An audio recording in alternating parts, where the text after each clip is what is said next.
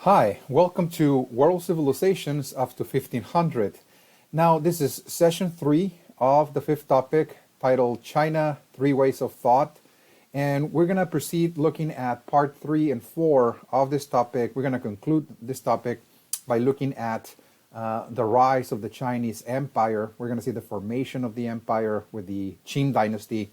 And subsequent to that, we're going to see the Han dynasty expanding that empire. And then in part 4, we're going to look at the other dynasties that carried on the imperial system in very different ways, so to speak. We're going to see cultural changes taking place, territorial expansion. Those are the heirs of the Han Empire, the heirs of the imperial China, so to speak. Those that simply inherited the empire but expanded that system and incorporated new elements. We're going to get to see that in part 4. All right, so let's look at our outline.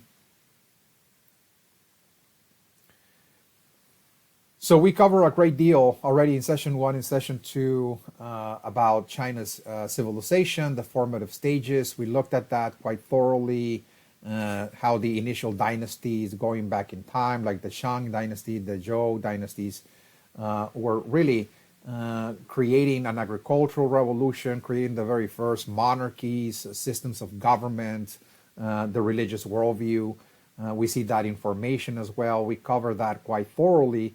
And also at the end of session 2, we were looking at a very convoluted period of China's history, the Warring States period, as it was called, starting around the 5th century BC. China started to disintegrate as a result of a highly decentralized system that we talked about. The Zhou dynasty was decentralized, and we see the emergence of different warring kingdoms. They were waging war upon another, and they're also challenging the monarchy as well. That was a period that gave birth to a series of philosophical schools. It was called the 100 Schools period as well, in which 3 main philosophical schools are going to dominate. We talked about that: Confucianism, Taoism, and legalism. Those were philosophical systems that were trying to formulate a new society. You know, they were really bringing about certain ideas by which to create a new society that will be stable and orderly as well. That was the main concern, again, of Chinese philosophers during the Warring States period. Now, part 3 is going to look at the rise of the Chinese Empire, which in many ways was a direct response to the Warring States period. We're going to see one of the solutions, in other words, to this political disunity and chaos and warfare was unification, in many cases unification by force, in order to create a single unified imperial state. So this was a direct reaction or response, again, to the chaos. So we're going to look at 2 dynasties. Those were the foundational dynasties of the Chinese Empire. So from this point onwards, we're looking out at imperial history in China. Okay, and this is the very first time we're going to see, again, the emergence of an empire. And the 2 dynasties that founded that empire, first and foremost, was the Qin dynasty. That was the dynasty that actually formed the empire. Did not last very long, as we'll see. And then following the Qin dynasty, we're going to see a more stable, long-lasting dynasty, the Han dynasty, that is going to carry on the imperial system of the Qin dynasty, and they're going to expand it even further. And from that point onwards, we're looking at imperial China ruled by different dynasties, some of which we're going to get to see in part 4 as well. All right, so let's start with the Qin dynasty that ruled very briefly from 221 to 206 BC. Again, so this was a very brief moment of rulership, but very decisive and very important because, as I said, this dynasty is going to pretty much bring together all the different factions and principalities, and they're going to unify it under one imperial system. And the ruler that accomplished this monumental task was Shi Huangdi, as he was called, the first emperor of China. Shi Huangdi. Okay, you can see this is a painting of how people remember Shi Huangdi. Once again, he was a central figure in Chinese history because he, so to speak, saved China from chaos and disintegration at a great cost, as we'll see. Okay, the price was very high to pay. Now, Shi Huangdi rose to power in one of the warring kingdoms, that was the Qin kingdom. Remember that during the Zhou era, China had fractured into 7 kingdoms that were at war with one another. One of those kingdoms was the Qin kingdom. Okay, the Qin kingdom that comes from the Qin dynasty once again. And from this kingdom, we're going to see a figure rising to power at a very early age. He was the son of the king, but his mother was one of the concubines of the king. But nonetheless, at the age of 13, his father died, and he was the natural heir to the throne. So he was a very young ruler at a very early age. However, because he was very young, there were other people that were actually running the kingdom, not him. So it was mainly one of his prime ministers, his grandmother, and one of the romances that grandmother had, a lover of sorts.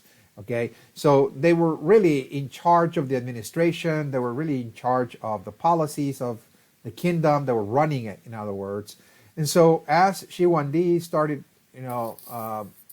growing older, he's going to reclaim that power. He wants to now take charge. He wants to take charge of the empire.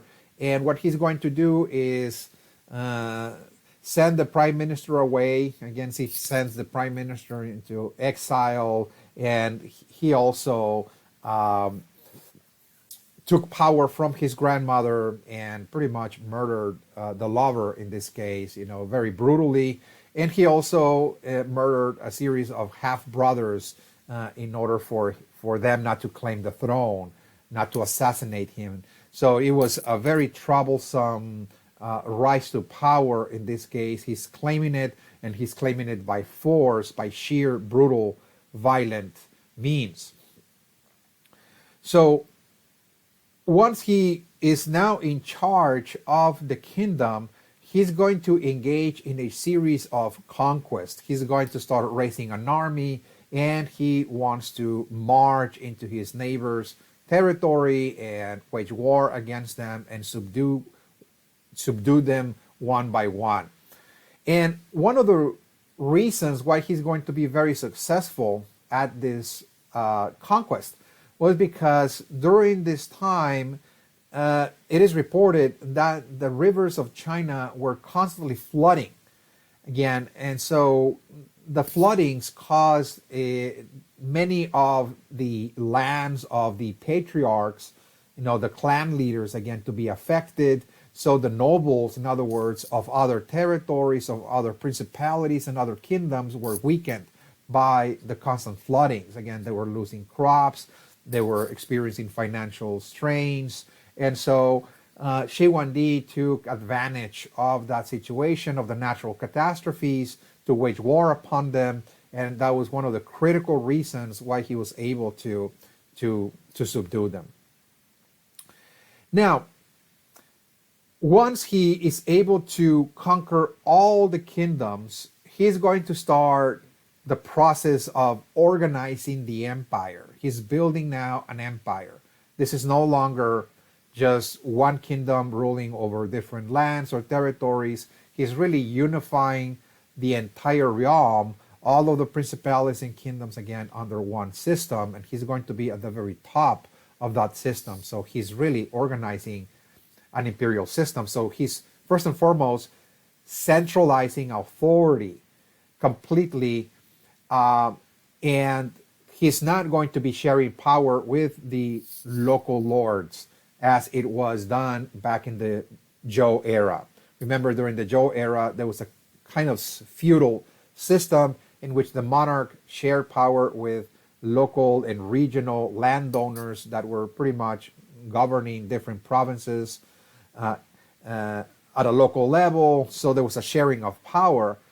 Here, Shi Huangdi is ending feudalism altogether. He's centralizing authority. Now the Qin kingdom is the kingdom that is going to be ruling the entire empire. And he's, as we'll see, going to undermine the power of the clan leaders everywhere. Again, so he is going to be the supreme ruler of the land. Again, so it's highly centralized system. Now, to make it work, however, he's going to divide the empire into a series of administrative regions. About 36 administrative regions are going to be created.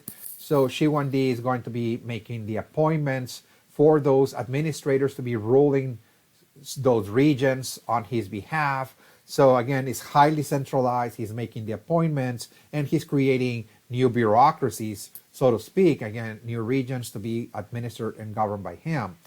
And he's making the appointments. Now, he's also going to introduce standardized systems of weights and measures and coins as well.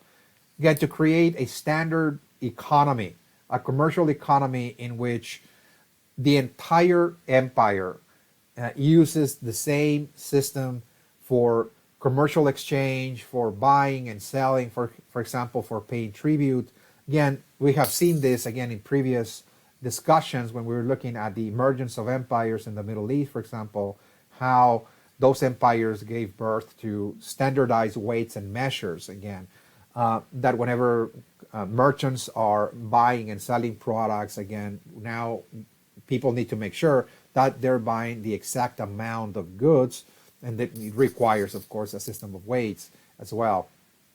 Again, a system of coinage is also introduced, again, to provide economic cohesion and coherence to the finances of the empire as well. So he's introducing a series of reforms to unify China, which, by the way, from this point onwards, now this region is going to be called China. Again, so this is the beginning of China, and China comes from the Qin dynasty, from the Qin kingdom, which was the kingdom that unified all of the different principalities and kingdoms, again, into a system.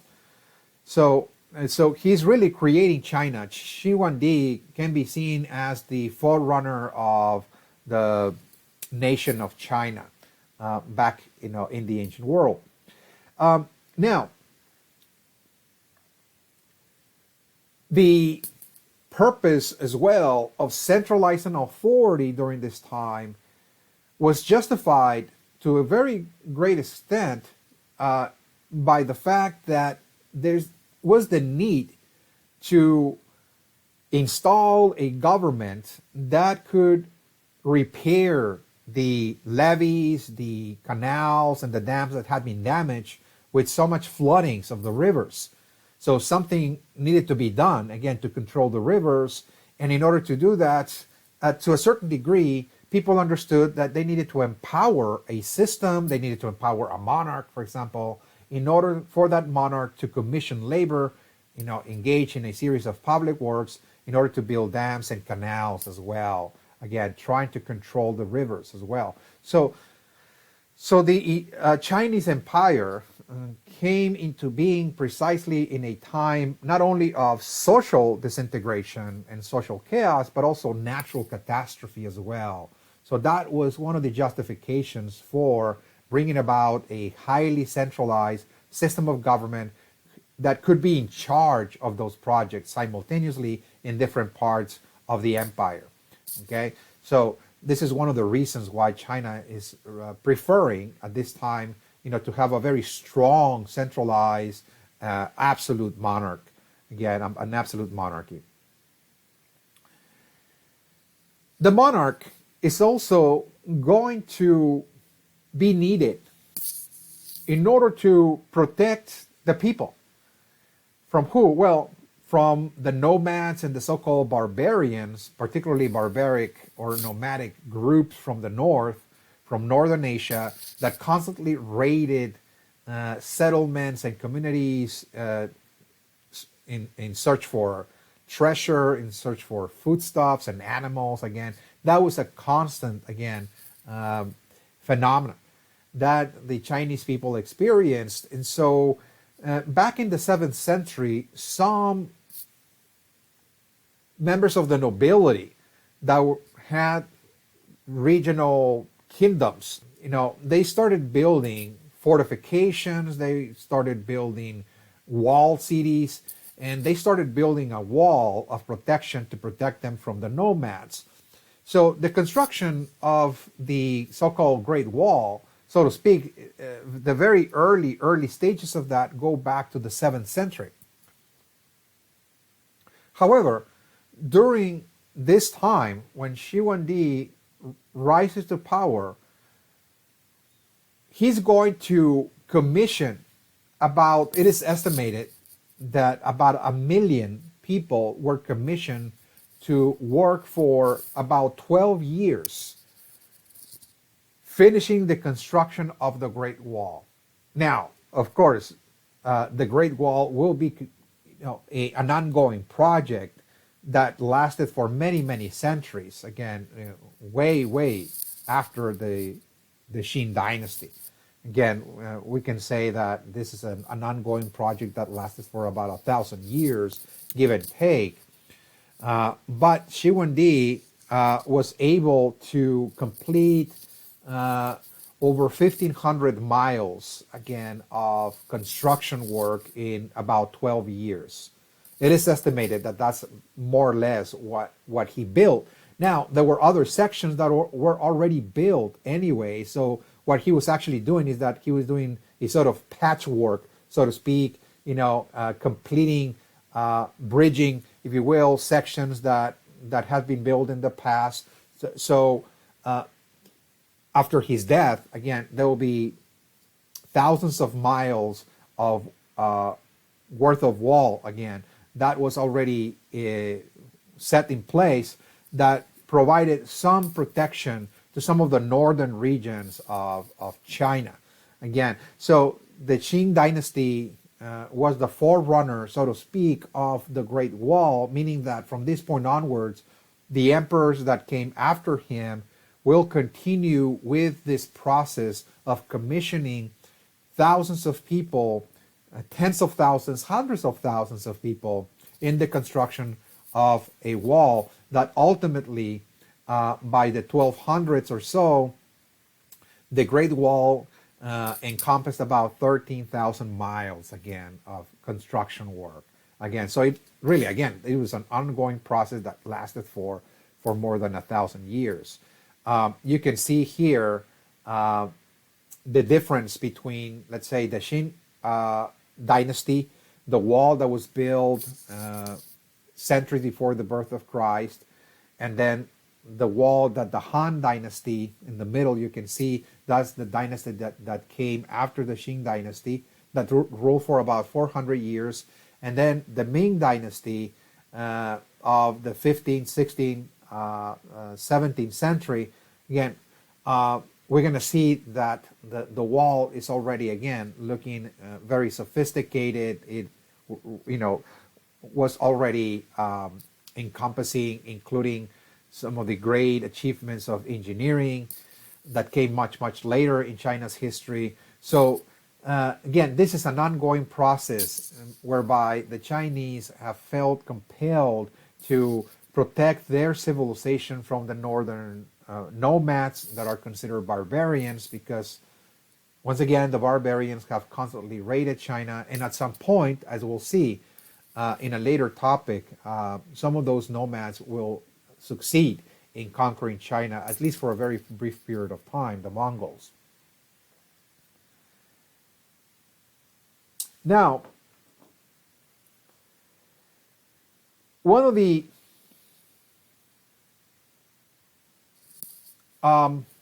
objectives, central objectives of the Qing dynasty was to weaken the power base of the clans, because once again, they have in the past grown very powerful.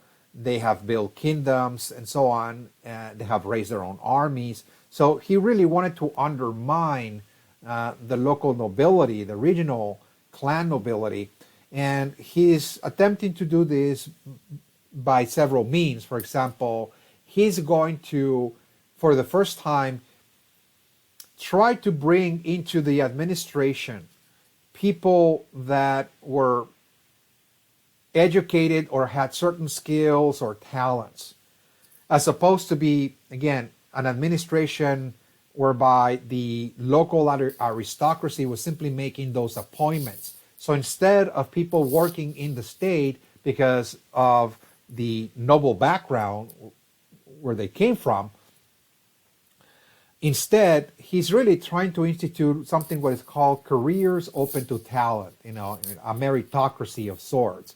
That if you are talented, if you're gifted in a specific area of the state, the economy, finances, the military particularly, well, you are going to get a job, again, in the administration.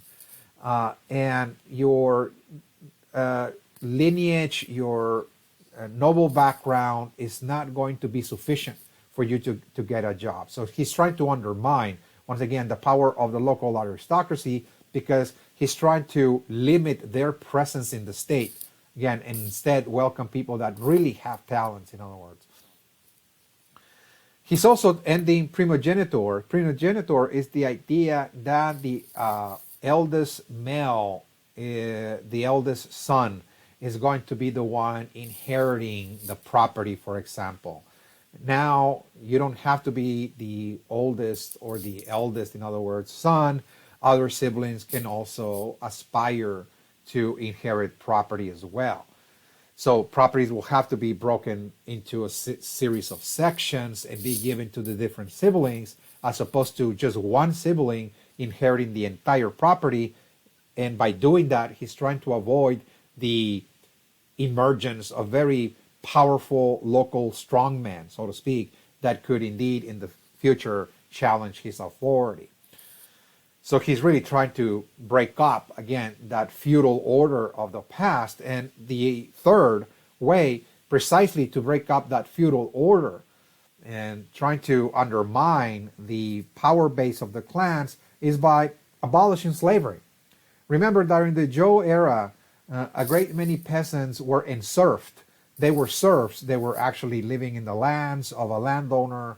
They were the servants or the serfs of those individuals, and they were paying tribute in terms of labor and crops. And a great many of them actually ended up, falling down the social ladder to the point that they were pretty much no more than slaves again.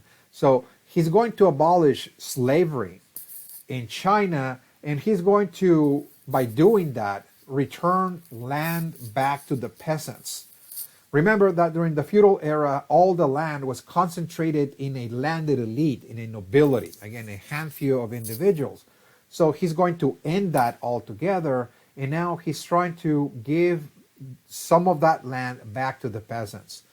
Now, this is not really because he despised slavery or because he was very fond of peasants, but rather, on one hand, he's trying to undermine the power of the feudal lords, on one hand, to break up their properties, but also he wants peasants to pay tribute to the monarchy as well in terms of labor. Again, he's creating a series of work projects, public work projects, canals and dams, the construction of the wall, and he wants to make sure that some of those peasants are also commissioned to work in those projects as well, and also to pay taxes, to the state as well, okay, with their crops and so on.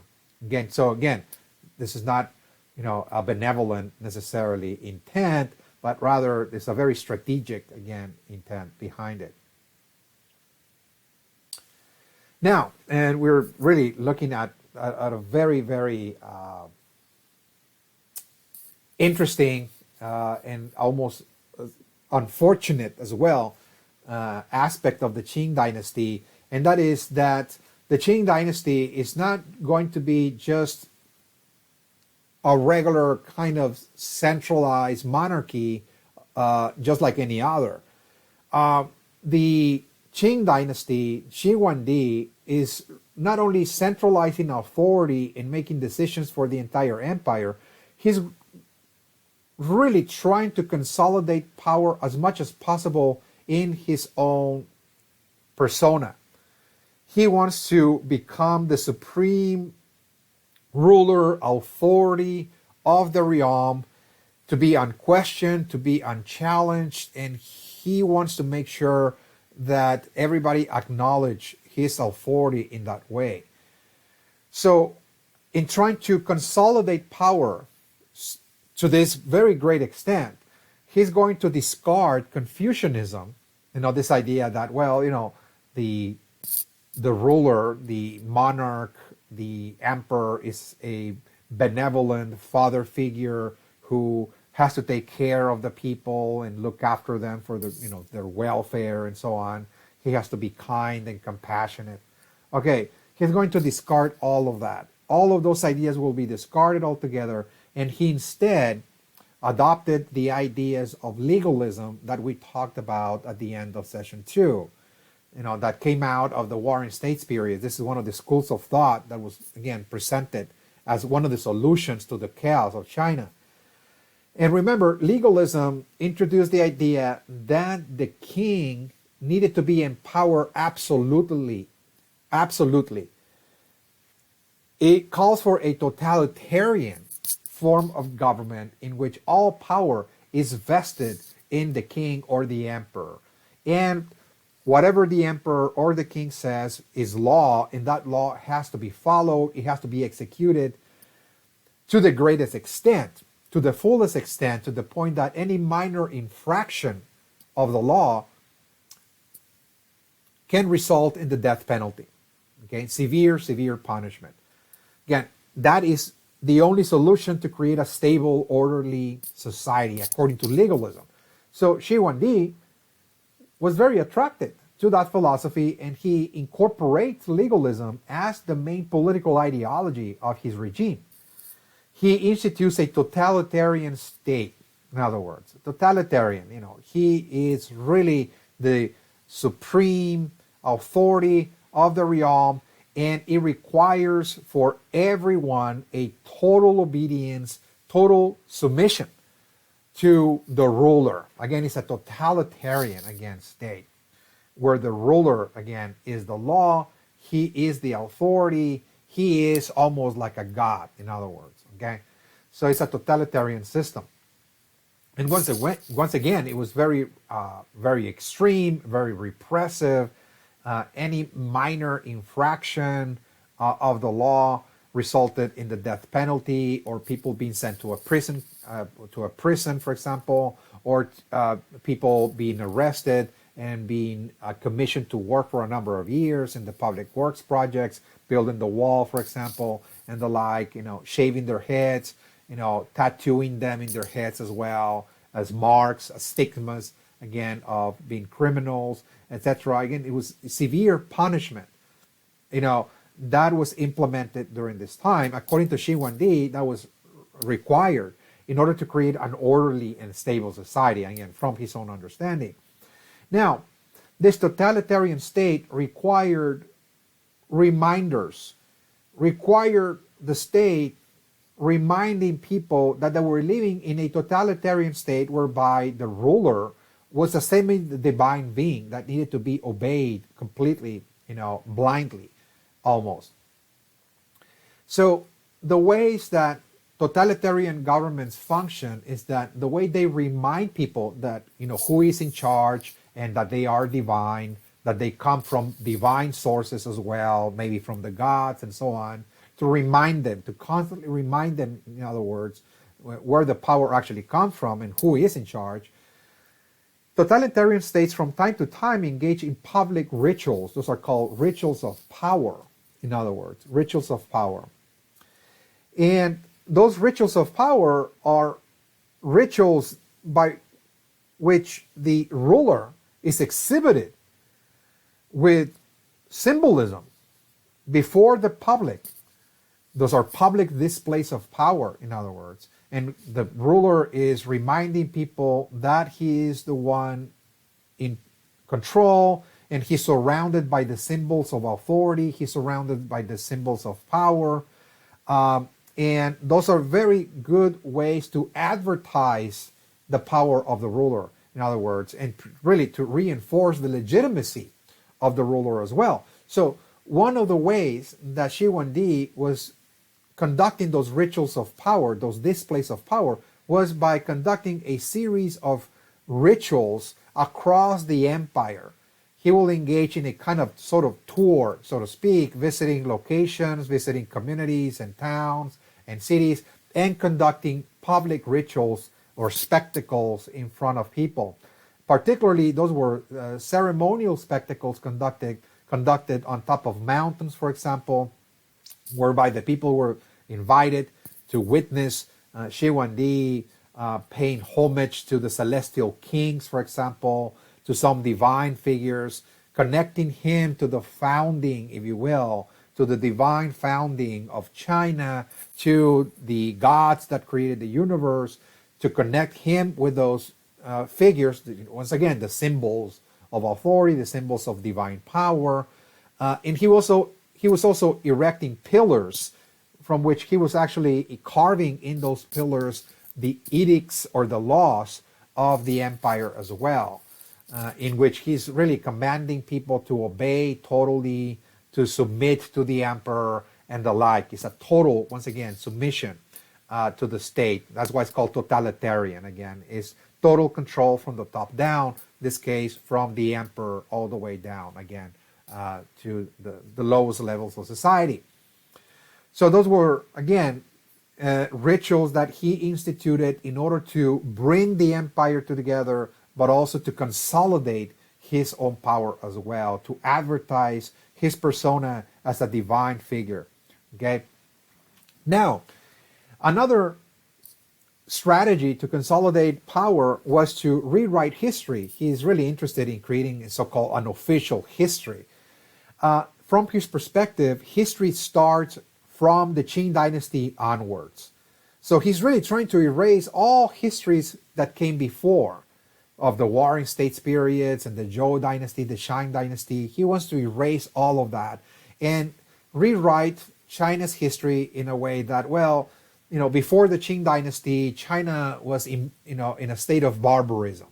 There was conflict, there was confusion and chaos, and it was really the Qing dynasty that really started civilization. So he's really trying to present his persona and his regime, his dynasty, as the founding dynasty of China. Again, so he's really ordering, the burning of books, books of literature, books of philosophy. The books of the 100 schools of philosophy are destroyed, a great many of them. And he's also persecuting the Confucian philosophers as well, because Confucius, he calls for a benevolent king, that he's the father figure of the people, for example. So he's really against Confucius, but most importantly, he wants to destroy all the works of Confucius because Confucius idealized the Zhou dynasty. The Zhou dynasty was considered like the golden age of China, when China was orderly and prosperous and very stable. And that contradicted, of course, his version of what official history was supposed to be. So he was really going against the philosophers. He engaged in a massive repression of philosophers speaking in public. The Confucian philosophers were the greatest critics of him. They were the ones actually, exposing the tyrannical measures of Shi Huangdi, his excessive exercise of power, and so on. That he was not really a benevolent king, and so because he faced criticism from the intellectual class, he's going to go against them. And at one point, he ordered the arrest of 460 Confucian philosophers and executed them all. It is reported that some of them were burned alive, some of them were buried alive as well. Okay, so it was a massive, massive repressive regime of Shi Huangdi as he's trying to consolidate power and rewrite history altogether. Now, due to his repressive measures and very coercive measures, he's going to face rebellions, of course. Ultimately, again, excessive use of force creates resentment and hate against the ruler, and there's going to be sprouts of resistance in different parts of the empire. Now, when he dies of very mysterious causes. It is reported that he dies from poisoning. When he dies, the empire is beginning to crumble because of the rebellions. You know, there's a series of peasant rebellions. The peasants are very unhappy. They have received land from him, but they were also paying excessive amounts of tribute in both labor and crops to the empire. And there's peasant rebellions in different regions, and that caused the demise of the Qin dynasty. So the Qin dynasty did not survive the death of Shi Huangdi. And so very soon, in this period of chaos after his death, we're going to see the rise of another dynasty that is going to continue with the empire, although in a kind of modified way. Again, this is not going to be exactly, you know, the kind of repressive regime of Shi Huangdi.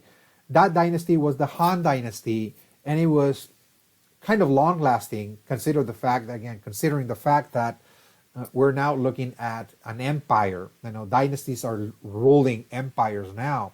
And this dynasty, the Han dynasty, ruled between 207 BC to 220 AD, about, give and take, 4 centuries. Okay, this is the region that the Han dynasty inherited from the Qing dynasty. And as we'll see, this dynasty is going to expand the borders north and south, as we'll see. So Imperial China is going to start growing territorially during the Han dynasty. Okay, now the Han dynasty, it is reported that it was created by a peasant, one of the peasants that revolted against the Qin dynasty. We looked at the peasant rebellions again that led to the demise of the Qin. Louis Bang was his name. This peasant was one of the peasant leaders of one of those rebellions that defeated the Qing forces. And after defeating the Qin forces, after Shi Huangdi's death, he took over the empire. And he installed a new dynasty, the Han dynasty. And he is going to set in course a project that subsequent Han rulers are going to continue implementing, and that is the imperialist unification of all China. Once again, instead of letting China to disband and to fragment politically as it was in the past, the Han dynasty is very committed at keeping it together, and not only keeping it together, but also to expand as well the borders, the frontiers of the empire as well. The Han dynasty, however, is not going to continue the repressive legalist measures of the Qing dynasty. Okay? So they're not going to continue with this legalism that Shi Huangdi preferred, this totalitarian state that we talked about. This is going to be a more benevolent version of the Qing imperial system. It preserved the system of administration. It preserved some of the reforms that it implemented. Again, the centralization of authority, standardization, for example. All of those reforms were preserved, an imperial army, and so on. But they're not going to be repressing people in the same way that Shi Huangdi was doing it. Again, pretty much, declaring, for example, minor infractions to be sufficient to earn the death penalty, for example. Okay, those kinds of repressive measures are not going to continue. However, even though they're not repressive, they are going to engage in massive public works projects. And in order to carry out those public works projects, the Han Dynasty wanted to make sure that labor was mandatory.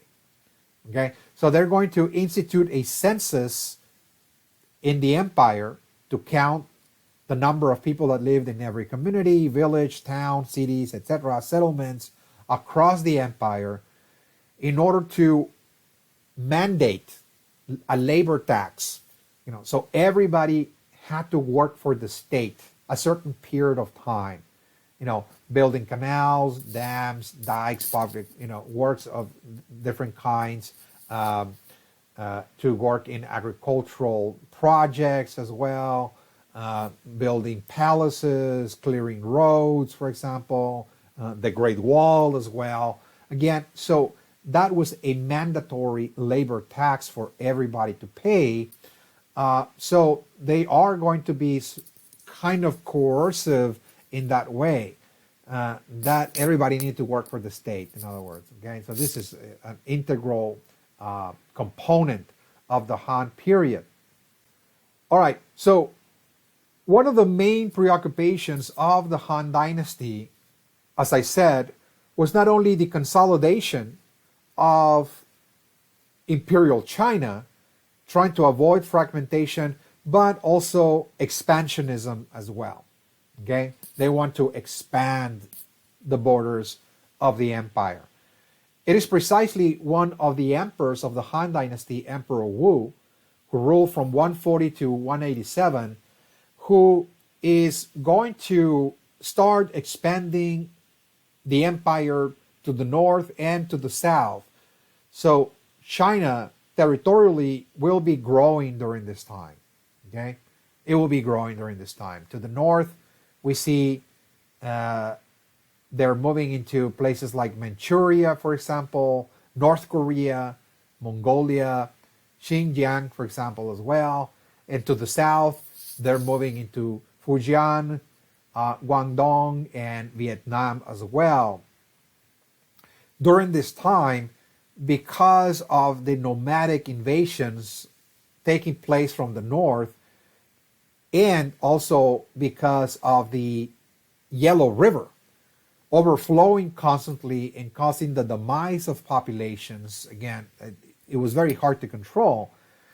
During this time of the Han period, we're going to see that the capital of the empire is moving south, and there's going to be also a massive migration of people from the north to the south as well, trying to avoid the catastrophes, the floodings, again, of the Yellow River, and they're moving up, down to the southern region, and this is also a population relocation of sorts that is taking place. So there is an expansion taking place. There's hundreds of thousands of people flocking to the south, and there's going to be increasing interaction with the tribal societies, with the communities that lived in this region of the south that are very distinct. They're different from the peoples of China.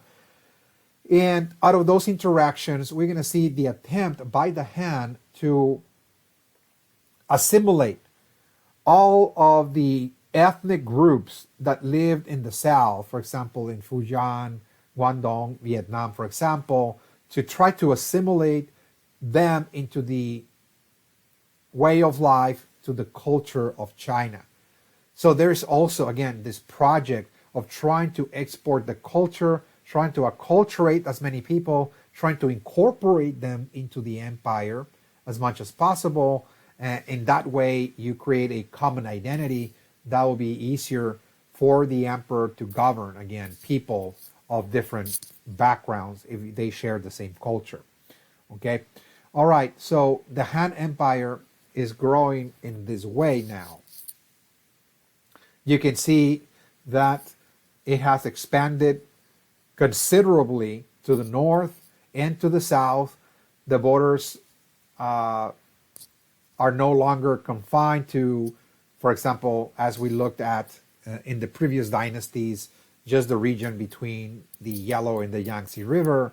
Again, China has now become an empire and is now engaged in a massive territorial expansionism, okay, particularly during the Han era. Now, the empire under the Han was also consolidated to a very great degree through a series of reforms. Those are new institutions that the emperors introduced in order to bring the empire together, to consolidate it, because they're expanding in every direction possible. So it was necessary to create, for example, a new system of administration. So the Han Dynasty creates a bureaucratic machinery. Again, a new bureaucratic machinery. It expands the bureaucracy of the Qin Dynasty. Again, under the Qing Dynasty, it was an empire divided into 36 administrative units or regions. That is going to be expanded even further. And in order to govern the empire effectively and efficiently, the Han Dynasty introduced a system of educated class. It was called the gentry class, a new gentry class, as it was called, the scholarly gentry, as it was known as well. Those were highly educated peoples that were trained under a new academy that the Han instituted. It was called the Imperial Academy. So they created an academy in order to train the bureaucrats that will be the ones administering the state, the different functions of the state: engineering, public works, the construction of the wall, for example, agriculture, finances, medicine, tax collection, you name it. So again, there was an imperial academy now whereby people, particularly males in this case, and more specifically, those were the sons of the local patriarchs, the regional patriarchs of the empire. Usually, the local landed elite, for example, during the Han Dynasty, sent their sons to the academy to study there, because if you study in the academy, for sure, you're going to end up working for the state. And by working in the state, those bureaucrats were going to oversee and protect the interests of the local families from which they belong. So it was a very convenient way to protect the local interests of the landed elite, to send, again, their sons to study in the Imperial Academy and then serve in the state. Okay, so they are known as the scholarly gentry. Those are highly educated people. They're, in many cases, trained in the academy under the ideas of Confucianism. So we see a return of Confucian ideas. Remember that Confucianism was banned during the Qing Dynasty. The philosophers were persecuted and repressed, but now the Han Dynasty is making a return to Confucianism, because it sees in Confucianism a more benign, a more benevolent philosophy that sees the emperor as a father figure of the family that is China. So Confucianism is going to be the preferred philosophy of the Han emperors and even the emperors of the other dynasties that came after them as well. So Confucianism is becoming now, once again, the main political ideology that sustained the Chinese imperial state. And the scholarly gentry is educated under Confucianist ideas, because under Confucianism, remember, Confucianism calls for conformity, for loyalty, that people should obey their betters, they should obey their elders, their landlords, and their kings as well, because they're It's a gigantic family, in other words. So the scholarly gentry is educated under Confucianist ideas, and they have to pass an examination as well. And there's an examination system at the end in which they're tested to master all of the ideas, all of the philosophical ideas of Confucianism. So it's really Confucianist education, mostly that this new class, this new educated elite is trained in. And this is the kind of philosophy that they're going to use for governing the bureaucracy as well. Okay, so this is a very important change, that China is beginning to craft a very sophisticated bureaucracy made up of an educated class. And they have an academy now, and they have a philosophy, again, that they're using to train their scholars. Now, the Han Dynasty also tried to collect more taxes, and they realized that there's a certain limit for extracting tribute from the population that are made up of peasants. The vast majority of China's society are peasants. So there's only so much you can extract from them.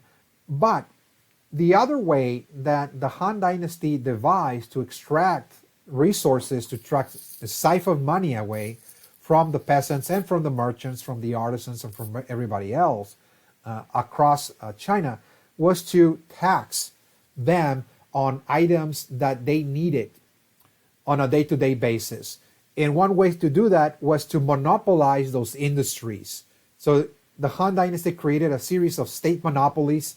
They monopolized the iron, salt, and liquor industries. And by doing that, by controlling those industries, that was a hidden tax imposed on the population, because the state is controlling those industries and they are controlling the prices. So it was one way to transfer monies again to the state, away from the population to the state.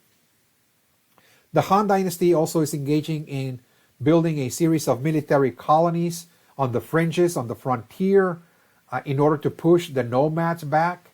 And this is going to allow for a more secure system of roads. The Han Dynasty is really trying to create a commercial economy, connecting all the towns and cities of China together, and also connect China with the outside world. So they're involved in building about 4,000 miles of roads for trade and commerce. So it's a very successful, again, dynasty in really trying to create a commercial economy in Imperial China. And the result of this was the creation of the Silk Road. China is very well known for producing silks. They're the only ones that know how to produce the silks. They keep and safeguard that formula. They don't share it. And this is an item that is in great demand in places like the Middle East and Europe. And now there's a road that connects China with the Middle East. And eventually this is going to lead all the way to the Roman Empire in Europe, the Silk Road, whereby silks are moving along the Silk Road, once again, from China outward. And this is going to be one of the great successes of the Chinese economy. A very commercial, once again, very dynamic economy.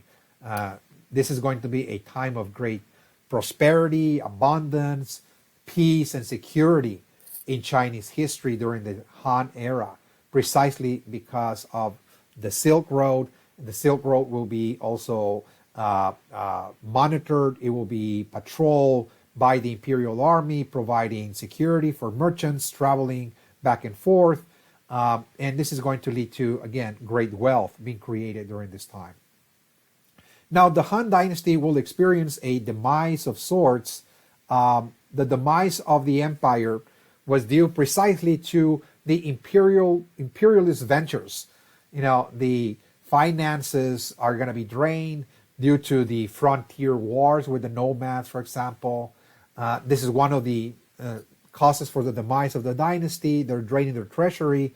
There's also, again, the rise of a new merchant class and nobles, because of the trade, because of commerce, because of the Silk Road. We're going to see many families benefiting from that.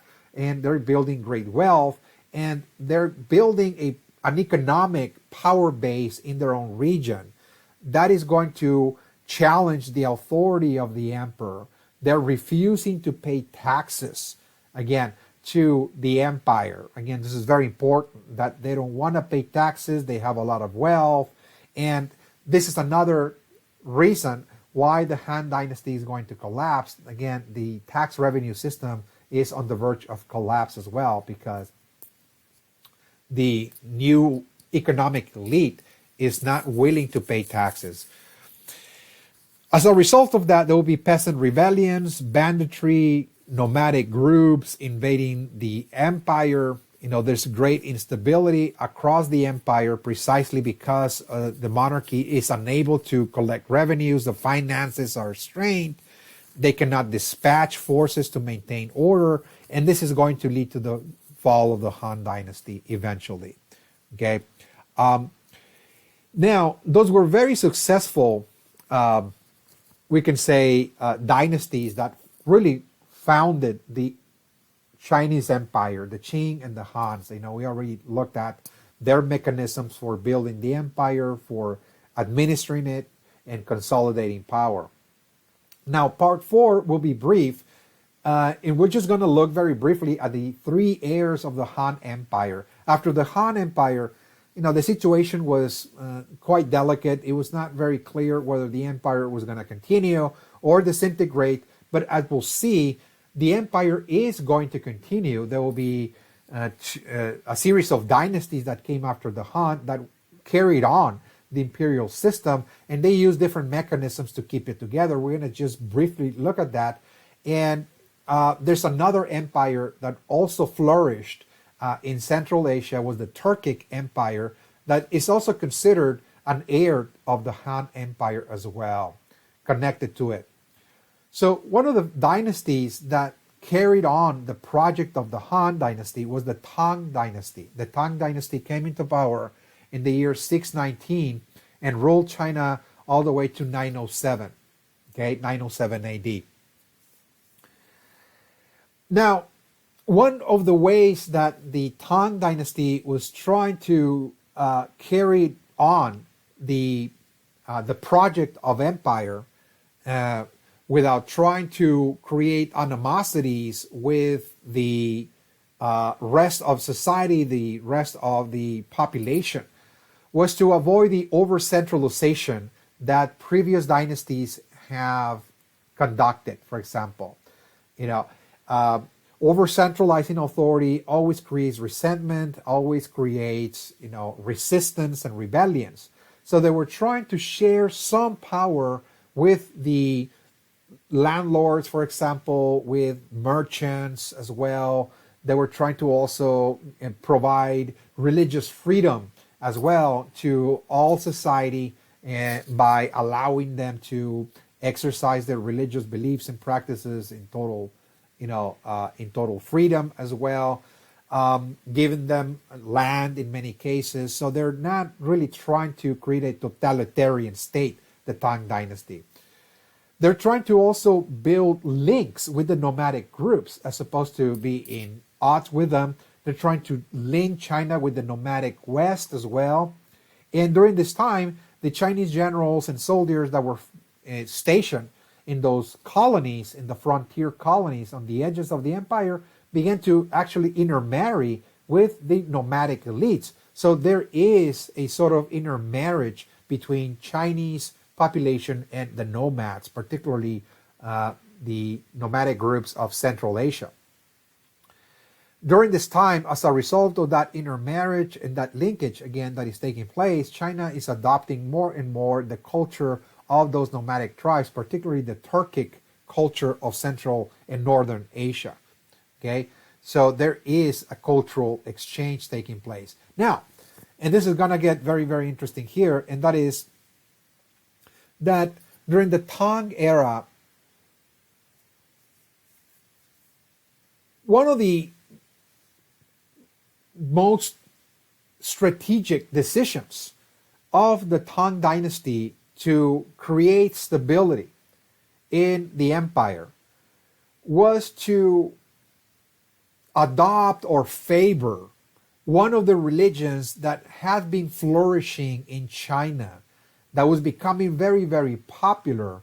And by favoring that religion, they believed that people were going to conform to imperial rule, and they were not going to revolt or resist the empire. That this is going to be a religion that will make people more docile, more peaceful, more unconcerned with the problems of the world, in other words, more politically inactive, in other words. And that religion was Buddhism. Okay, it's a very peaceful religion, to say the least. Religion had entered China along the Silk Road, the Silk Road that connected China with the Middle East and Europe. That is going to be a major highway by which not only merchants were traveling back and forth with merchandise and silks and so on, but also this is a Silk Road that was carrying on ideas. Again, missionaries, monks, Buddhist monks traveling from Tibet, from India, for example, are moving along the Silk Road, and they're moving into China. Some of them will be moving into Korea, some of them moving into Japan, others to Southeast Asia, places like Vietnam, Thailand, for example. So Buddhism is spreading to Asia across the Silk Road.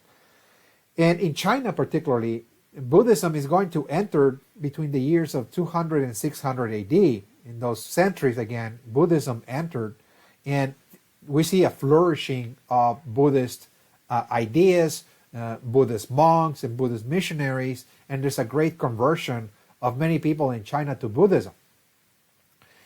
And what the Tang dynasty saw in Buddhism is that perhaps Buddhism was the answer to turmoil. Okay?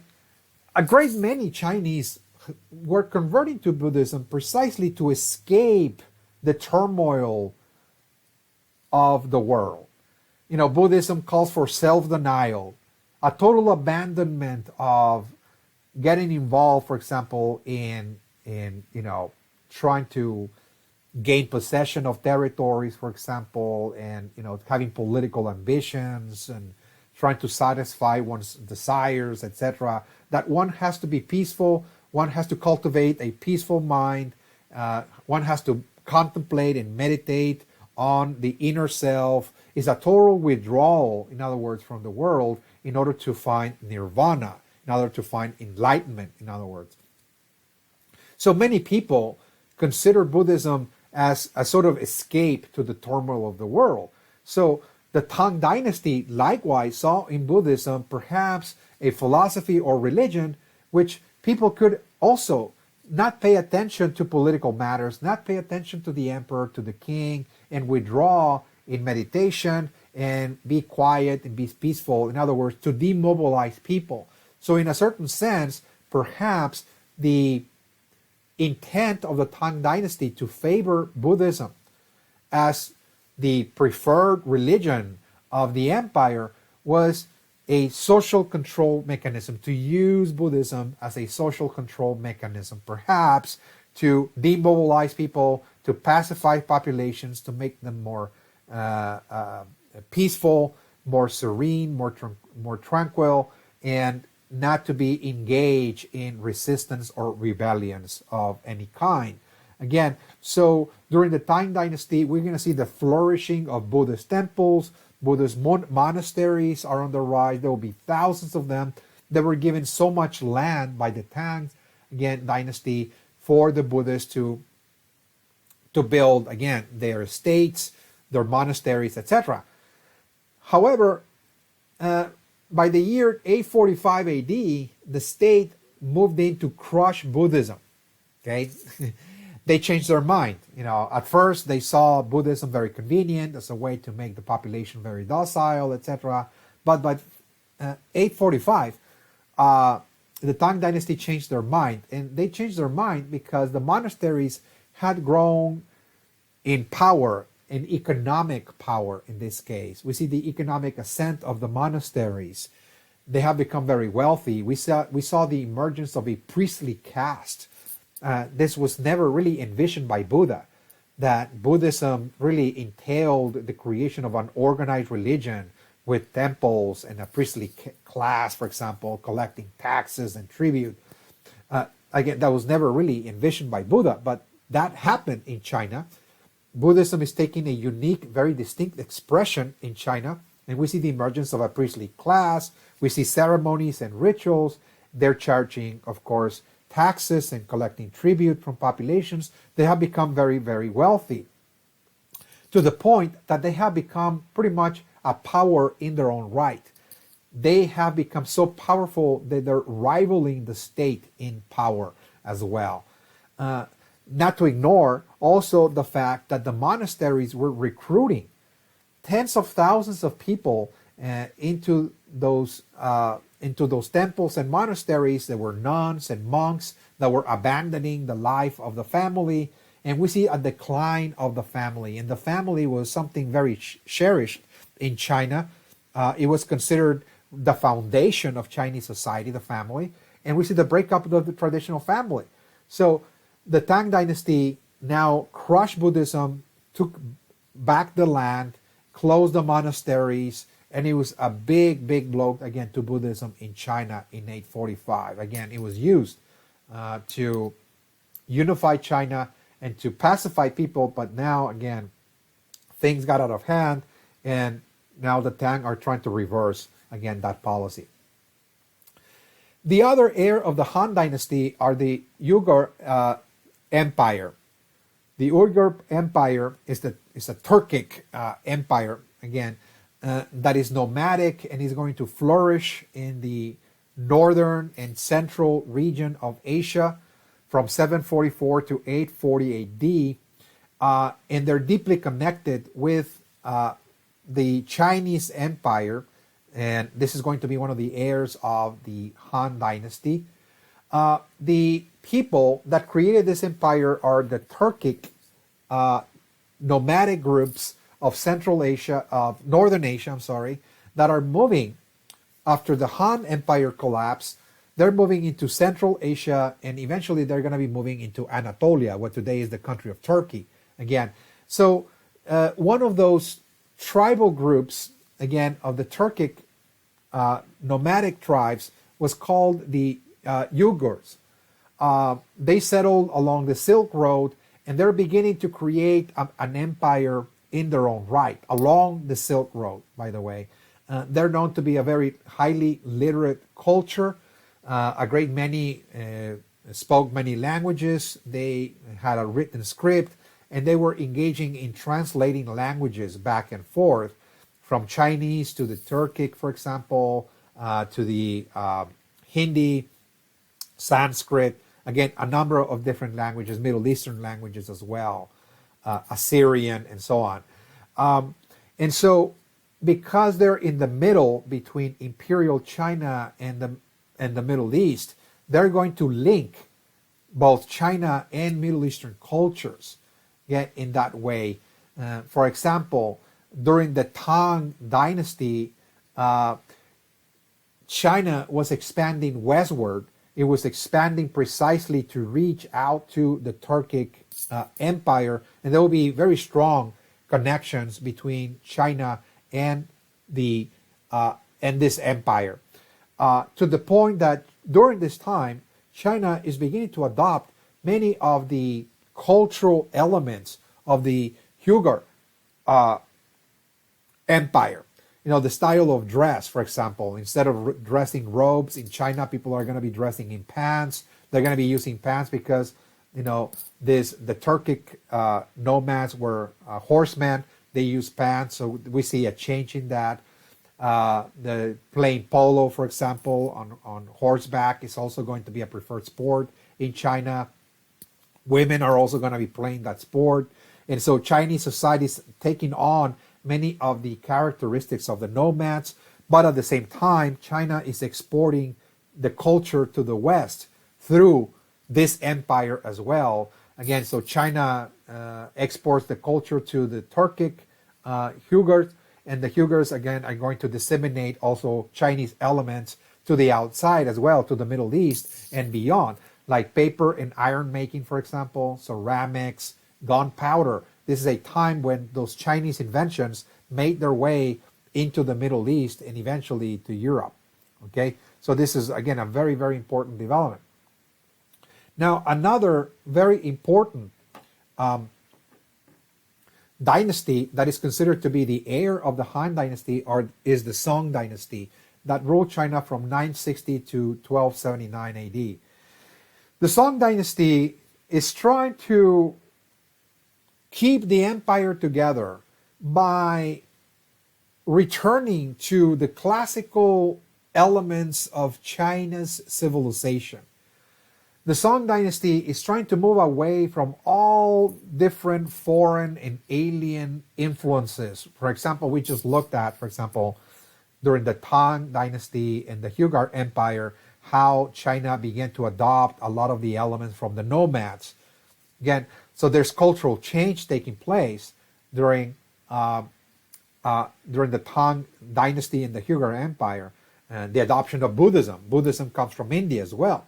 So the Song dynasty wants to rid China from all of those elements and return China back to the past, return to the classical elements, in other words. Particularly, they're trying to do this by returning back to the classical schools of philosophy like Confucianism. And in doing so, the Song dynasty is going to create now a new class of bureaucrats. They'll be known as the mandarins. You know, something that we looked at, for example, when we were looking at the Han dynasty, he created a new scholarly class, for example, an educated elite. Well, the Song dynasty is trying to retake that, and they're going to create something called the mandarins, the scholarly gentry. This is really now the requirement for everybody that, again, if you want to work for the state or if you want to receive an education period, you have to be trained in the imperial academies. This is now a mandatory, again, education for any bureaucrat, any person working for the state, again, has to be educated under those academies and pass a very rigorous, very hard civil service examination. And again, they're going to be trained under the Confucius ideas of loyalty and reverence to elders, and again, a benevolent king, and so on. And this is going to be now mandatory in China. Again, so they're really trying to go back, again, before the Tang period, going back to the Han dynasty and trying to rescue that system of creating a scholarly gentry, in other words, an educated elite. They're trying to destroy, by doing this, destroy and replace the old aristocracy. They're trying to empower the scholarly gentry to be the bureaucrats, to be more powerful than the local landlords, in other words. So by requiring people to undergo that training, very extensive training of 12 years in an academy, and then passing the civil examination and moving into the state, they're trying to create a very powerful bureaucracy that is going to be just second in power to the emperor and trying to undermine the power of the local aristocracy altogether. The downside of this is that this new Confucian thinking, this new Confucian education that is now mandatory in China is going to stifle education and critical thinking, because the Song dynasty is not really trying to innovate new technologies, is not trying to innovate new ways of thought, but rather going back to the time. Is trying to idealize China's historical past and trying to move backwards, in other words. That, well, we need, this hierarchical system in which people know their place and they need to obey their betters, and we need to maintain the traditions of the past. We need to look at the past for inspiration, not look to the future, in other words, and trying to innovate, new ideas or new technologies. So this is going to stifle innovation, and China's civilization is going to stagnate during the Song dynasty. Something we're going to retake, of course, in a later topic, the last topic of the semester. We're going to look at the invasion of the Mongols, and the Mongols were the ones that actually ousted the Song dynasty, as we'll see in the very last topic. Now, the summary points, what we have covered so far in this topic across 3 sessions. We looked at Chinese civilization for thousands of years, and one of the main takeaways, again, as an afterthought, what was the most important things to keep in mind here is, first and foremost, the geography. We looked at the geography. China's geography explains why, first and foremost, China was able to preserve a civilization for so long. This is the oldest civilization in existence. Again, it goes back 5,000 years, again, in antiquity, 5,000 years. And we see a succession of political systems and dynasties that have ruled China continuously to the point that, again, even beyond the 1500s AD, China's civilization still survived in many ways with these classical elements, that we talked about. The geography explains that because it was a geography that provided protection in so many ways. The jungles to the south, for example, the deserts to the west, the China Sea to the east, and also the deserts to the north as well, and the mountains to the north.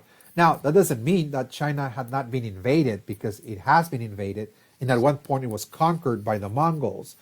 But for thousands of years, those natural barriers protected China from foreign cultural influences to the point that they were able to preserve their culture with very little change. Again, so it's a highly conservative culture and society. The geography, explains that. Another takeaway is that for thousands and thousands of years, China, at the very fundamental level, Chinese society has remained based on kinship. It's a society in which the social organization is, again, the extended family.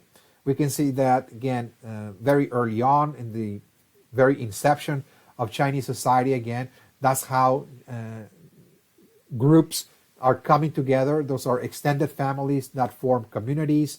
They eventually form a city or a civilization or a kingdom, a regional clan. Again, kinship has remained really the basis of Chinese social identity and social organization. Although also, across thousands of years, we have seen the significant and critical role that monarchies and dynasties have played in the development of Chinese civilization. As we explained, it is really the monarchy and the different dynasties that have ruled those monarchies that have been the innovators of technologies, of institutions that have fostered political and cultural unity. Again, whether we're talking about, for example, agriculture, we're talking about calendars, whether we're talking about the formation of kingdoms, the formation of tribute systems, the agricultural projects, the building of the Great Wall, for example, the formation of the imperial state, for example, the Qin dynasty that we talked about, the Han dynasty that we talked about in this session. All of those issues that have formed Chinese civilization have been pushed, fostered by the different monarchies and dynasties. So in many cases, we can say that the study of Chinese civilization in many ways can be seen as a study of dynastic history as well.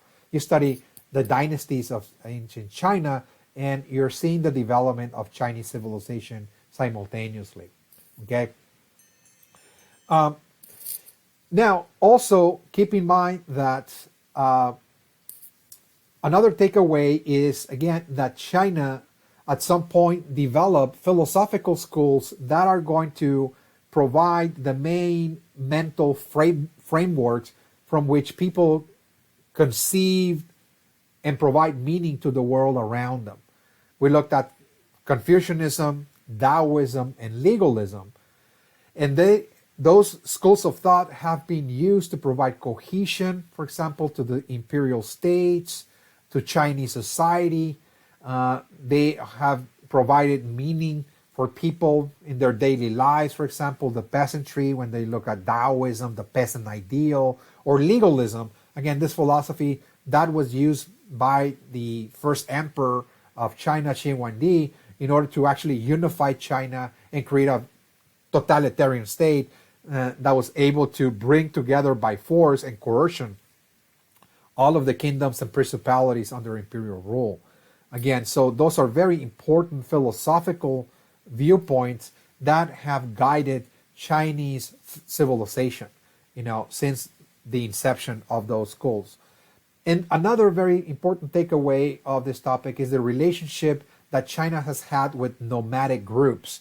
Again, the nomads have played a critical role in China's history because as China expanded into the outside, in many cases incorporated those nomadic groups, acculturated them, but in other instances, those nomads also exerted significant influence in the culture of China. China adopted many of those influences from the nomads as well. And also, the nomads have raided and invaded China from time to time, particularly from the north, and eventually they'll be overrun and conquered by them, despite the fact that they built thousands and thousands of miles of a wall trying to protect their civilization from the nomads. Eventually, the nomads will enter China and conquer the region as well, that civilization. So those are the major takeaways. We have concluded our discussion of China. When we come back, we're going to be looking at Mesoamerica, the Olmec, Toltec, and the Maya. So this is the end of this topic, and I'll see you in the next when we come back. Thank you.